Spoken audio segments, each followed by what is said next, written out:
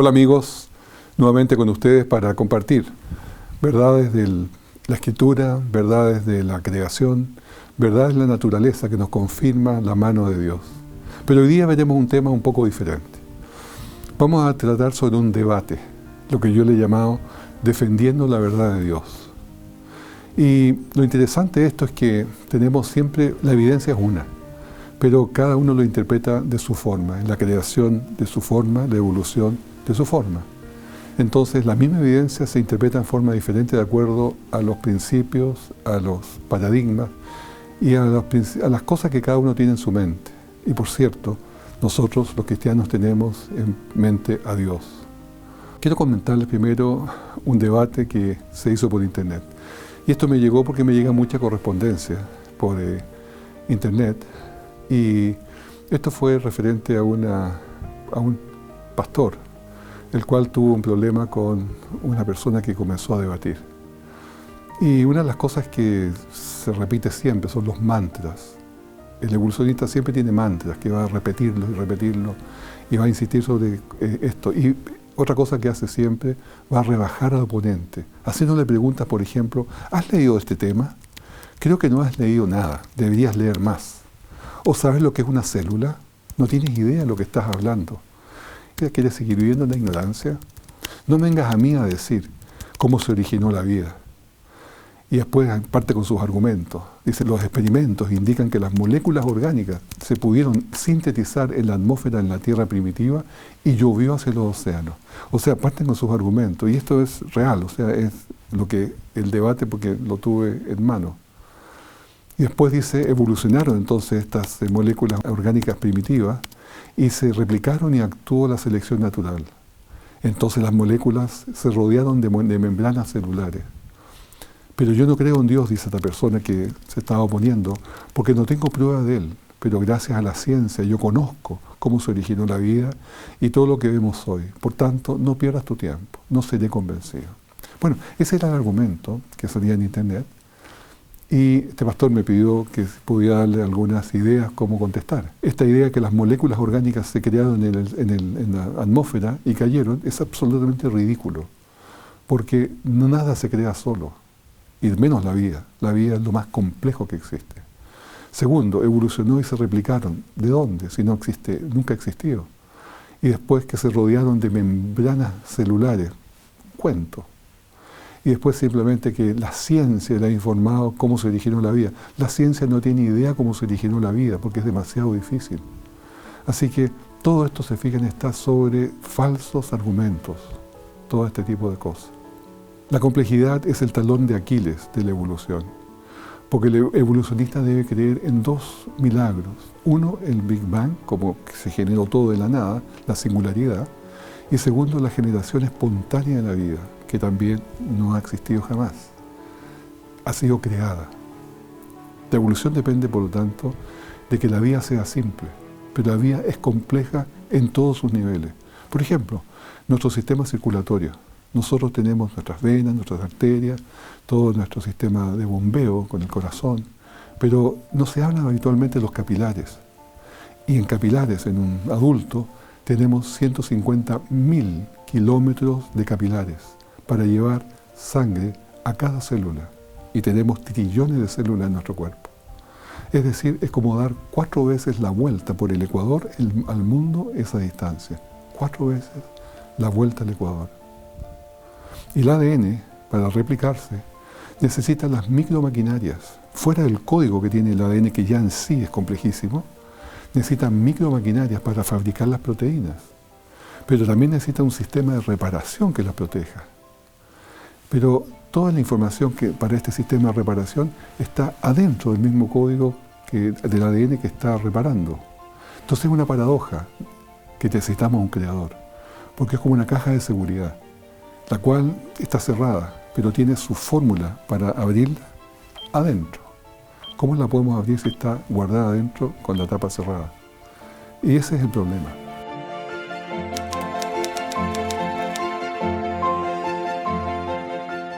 Richard Dawkins escribió un libro llamado El relojero ciego. Y en su libro él dice algo bastante atrevido. Dice que el ojo de los humanos, de los vertebrados, está estúpidamente armado al revés. O sea, algo que ningún diseñador decente haría, dice él. Y es exactamente lo que sucede en todas las retinas de los vertebrados. Cualquier ingeniero naturalmente pensaría que las fotocélulas, lo que están recibiendo la luz, apuntarían hacia la luz, con su cablerío nervioso hacia atrás, hacia el cerebro. Pero la retina está armada al revés, o sea, preguntémonos eso. Ahí tenemos un ojo humano en la imagen y tenemos una parte como es la retina. Y la retina efectivamente tiene los bastones y los conos mirando hacia atrás, como se ve en la imagen. Es decir, le dan la espalda, en cierto modo, a la luz. Entonces, ese es el argumento. Y estos bastones pueden ver en blanco y negro y ver movimientos gruesos. Y los conos permiten ver en color azul, rojo y verde. Entonces Dawkins dice que un diseñador no lo diseñaría así. Por eso que queda demostrada la evolución del ojo. El ojo de la jibia, sin embargo, estaría armado en la forma correcta, porque el ojo de la jibia, sus receptores están mirando hacia la luz. Pero todos sabemos que la jibia, se sabe bien que la jibia no tiene buena vista. Ahí tenemos una comparación de los ojos de la jibia mirando hacia la luz y los humanos mirando hacia atrás. ¿Cuál es la respuesta? Hay unas fibras ópticas en el ojo humano que demuelen este argumento de mal diseño. Y se llaman las células gliales de Müller, que actúan como fibras ópticas vivas, que transportan la luz desde la superficie de la retina hasta el fondo donde tiene que captarse la luz. Y estas células de Müller recogen, por lo tanto, la luz necesaria para llevárselo a los fotorreceptores. Y este diseño superior, como Dawkins dice, con los nervios hacia atrás de los fotorreceptores, requeriría que los coroides estuviesen delante. Y el coroide lleva sangre, por lo tanto, sería igual que tener una hemorragia en el ojo, porque no veríamos a través de él. Los fotorreceptores también, estos fotorreceptores que están apuntando hacia adelante, recibirían, por ejemplo, el impacto de un flash, de una luz muy intensa, y quedarían ciegos por meses. Y también el coroide, que lleva la sangre, es necesario para extraer el calor excesivo. Pero ahora, sobre todo esto, funciona muy bien el sistema. El ojo del águila, por ejemplo, tiene el mismo cableado, todos los receptores hacia atrás. Pero todos sabemos que el ojo del águila es fantástico. Ellos tienen entre 4 y 8 veces una vista mejor que la nuestra.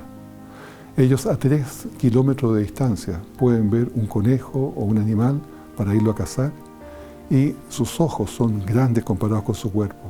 Tienen un cuerpo de 4,5 kilos más o menos y su ojo es casi del tamaño del ojo humano. Y hay otra particularidad, que la retina, la fobia del águila, tiene 1 millón de células por milímetro cuadrado, cuando nosotros solamente tenemos 200.000. Y eso hace una gran diferencia en nuestra agudeza de nuestra vista. El oftalmólogo, Dr. George Marshall, dice que la idea de que el ojo está cableado al revés es una falta de conocimiento de cómo funciona el ojo y su anatomía. Bill Nye contra Ken Ham. Este fue un debate que sucedió ya en el año 2014 y fue un debate que se hizo con mucha propaganda. Bill Nye se le llama el hombre ciencia en Estados Unidos, es muy conocido en los medios televisivos, y Ken Ham es el presidente del Answering Genesis, Respuesta en el Génesis, un ministerio muy próspero de creación. Cuando se planteó este debate, Richard Dawkins dijo, hacer esto en el propio terreno de Ham es un error. Y como es siempre un error, dar a estos locos el oxígeno de la publicidad y la respetabilidad de ser vistos en la misma plataforma con un científico de verdad. Otro dijo, Jerry Coyne, dijo, no le demos a la creación ninguna exhibición. Él no debería debatir a los creacionistas, al hacerlo le da a ellos publicidad y credibilidad por el simple hecho de aparecer con ellos en la misma plataforma. La táctica en realidad es no debatir de la evolución, es algo que se ha generalizado, porque el 80% de los americanos quisieran tener las dos informaciones, quisiera que se le presentara la evidencia científica de ambos lados y ellos pueden elegir, pero sabemos que solamente una puede ser presentada, que es la evolución. La creación se prohíbe o está bloqueada por los sistemas y por los sistemas de comunicación también. And now let's welcome our debaters, Mr. Bill Nye and Mr. Ken Ham.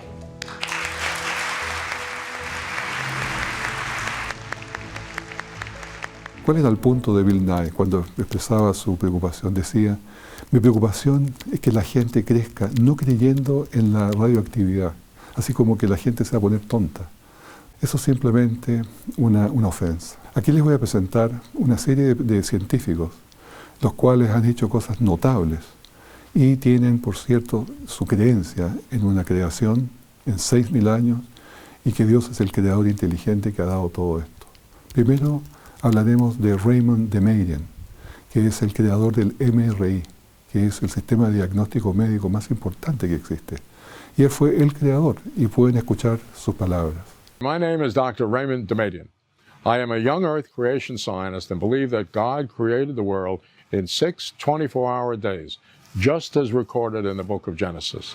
By God's grace and the devoted prayers of my godly mother-in-law, I invented the MRI scanner in 1969. The idea that scientists who believe the Earth is 6,000 years old cannot do real science is simply wrong. Después al doctor Stuart Burgess, que es el doctor ingeniero mecánico en ingeniería mecánica, el cual ha diseñado satélites, como he mostrado en otros programas, y él se expresa también de su misma forma, de su experiencia con sus compañeros. Y lo mismo que el doctor Andrew Fabish, que es un microbiólogo, que también da su testimonio, y cómo él trabaja en su medio. Y así, también, por último, el doctor Danny Faulkner, que es un astrónomo estelar, experto en estrellas, y él también va a mostrar su testimonio de que puede trabajar con ciencia, puede trabajar con información sofisticada, siendo un creacionista. My name is Danny Faulkner. I received my PhD in astronomy from Indiana University. For 26 and a half years, I was professor at the University of South Carolina, Lancaster, where I hold the rank of Distinguished Professor Emeritus. Upon my retirement from the university in January of 2013, I joined the research staff at Answers in Genesis. I'm a stellar astronomer. That means my primary interest is stars, but I'm particularly interested in the study of eclipsing binary stars. And I've published many articles in the astronomy literature, places such as the Astrophysical Journal, the Astronomical Journal, and the Observatory. There is nothing in observational astronomy that contradicts a recent creation.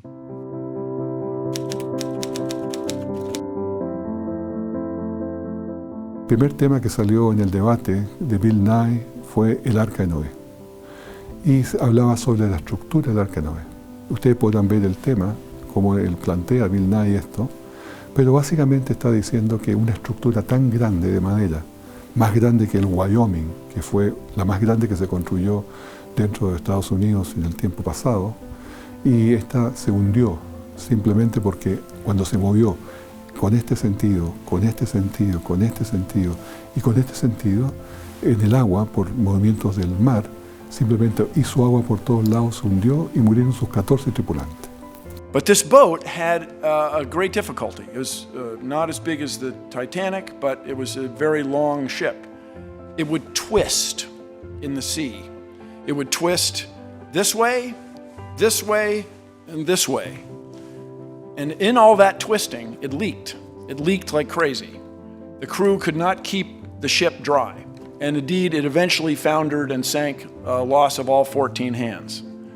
So there were 14 crewmen aboard a ship built by very, very skilled shipwrights in New England. These guys were the best in the world at wooden shipbuilding.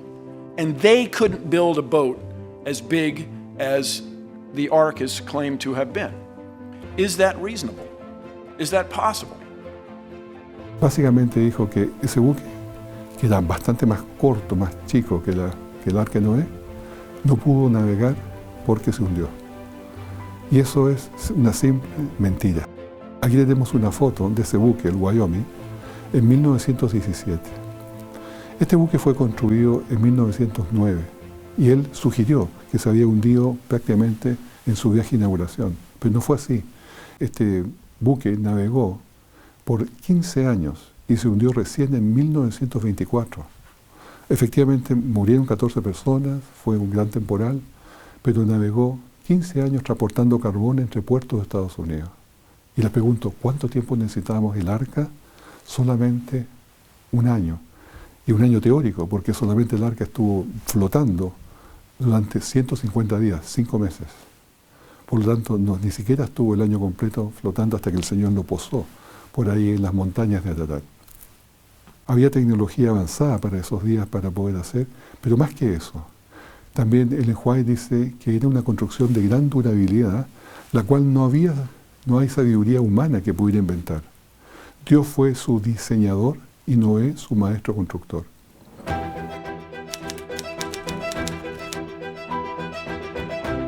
El segundo argumento que presentó fue, y que les voy a contar, es sobre los testigos de hielo. En una exploración de hielos se perforaron allí y sacaron testigos con 680.000 capitas de hielo, lo cual mostraba de que había habido 680.000 ciclos invierno-verano o años, los cuales estaban demostrados allí. ¿Cómo nosotros podemos estar hablando de 6.000 años o una cantidad parecida, o 4.000 años, dice él, después del diluvio? Let's say we have 680,000 layers of snow ice and 4,000 years since the Great Flood. That would mean we'd need 170 winter-summer cycles every year for the last 4,000 years. I mean, wouldn't someone have noticed that? Wow! Primero que cuando hay tormentas de hielo, nunca cae todo parejo, sino que hay lugares donde se concentra. Entonces siempre va a haber un lugar donde puede haber mucho más hielo o nieve que sea aplastado que en otros lugares. Y hay una historia que es muy interesante. En 1942, el 15 de julio, un escuadrón de P-38 americanos se perdió. Habían despegado desde Groenlandia, de su base, para ir a Europa y perdieron su rumbo y tuvieron que devolverse a la base. Y cuando iban de vuelta a la base, perdieron la base también y no pudieron encontrar su camino. Y decidieron finalmente aterrizar sobre la nieve en Groenlandia y allí finalmente los rescataron y los aviones quedaron allí y se perdieron.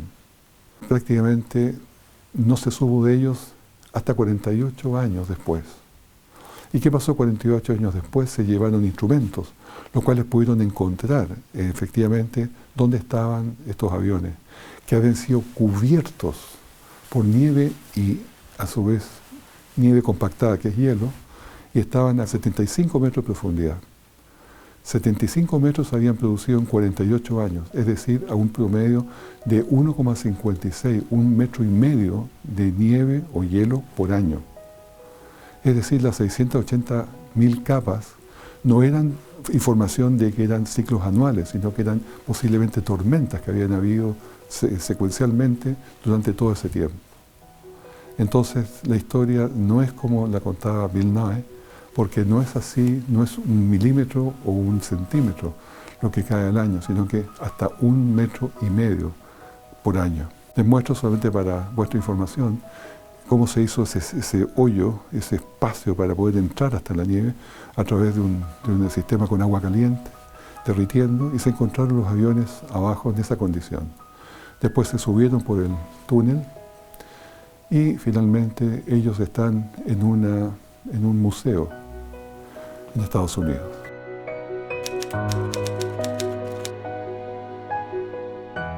Tiktaalik fue el otro de los argumentos. ¿Qué es lo que es el Tiktaalik? Es un pez que se encontró en un lugar muy especial, que lo explica él, y ese se supone que era el animal que había salido con patas, es decir, un cuadrúpedo. Y se suponía que tenían la prueba. Fueron tan insistentes en esto que dijeron, tenemos los fósiles, ganamos, los evolucionistas. Y después dijeron, este es el Tiktaalik, es un fósil transicional, ahora cállense los creacionistas. Fueron bastante agresivos. Y creaciones artísticas lo repetían como había sido el primer animal marino que había salido caminando por la playa.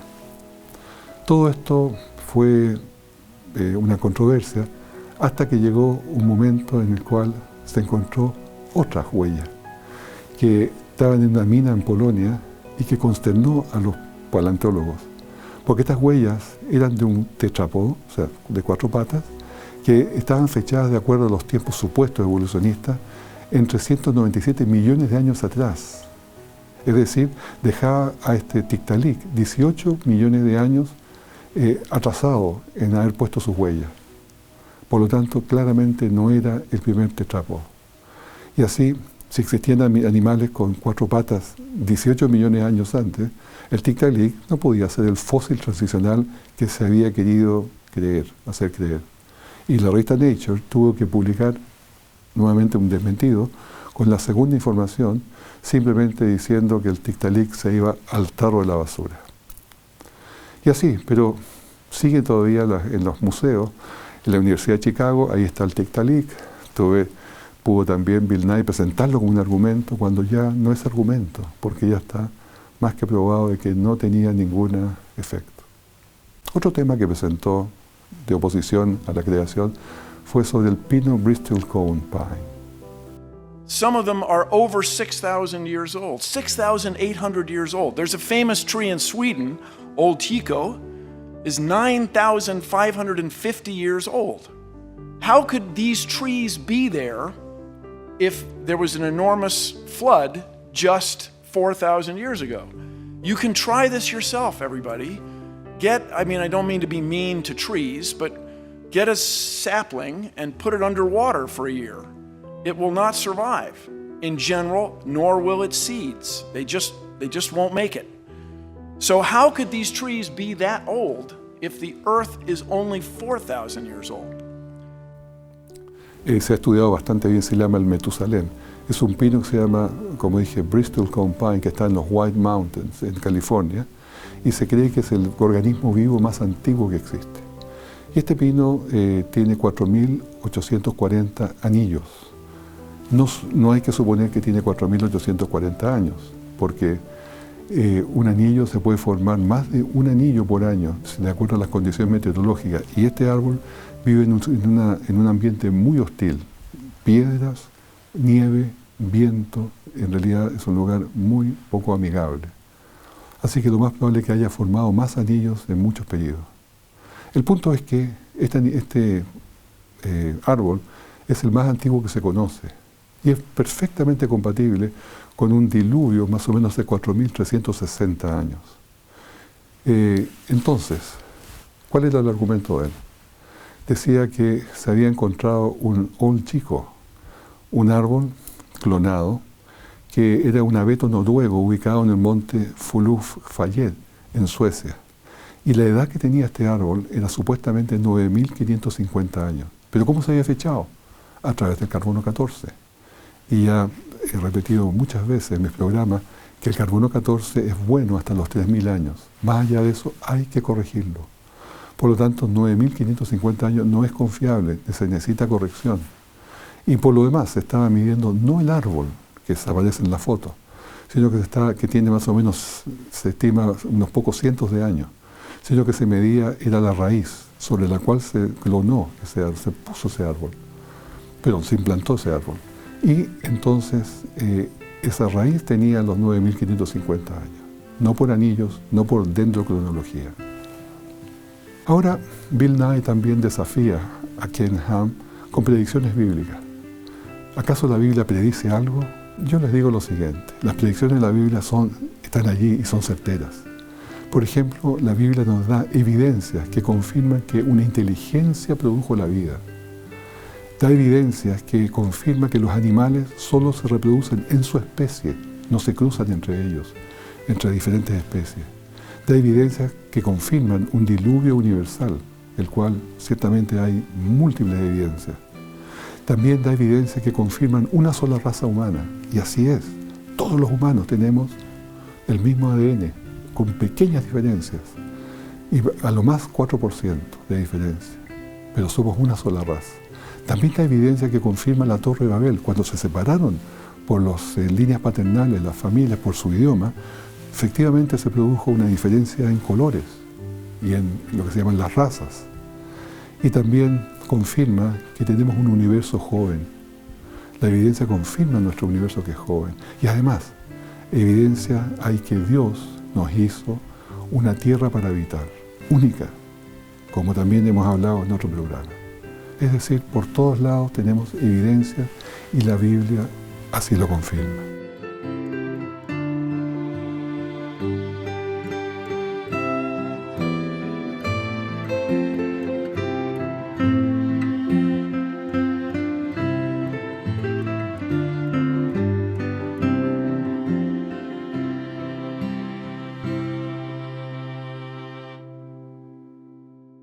La creación, de hecho, es el único modelo viable para una ciencia histórica confirmado por la ciencia observacional en estos días de una era científica.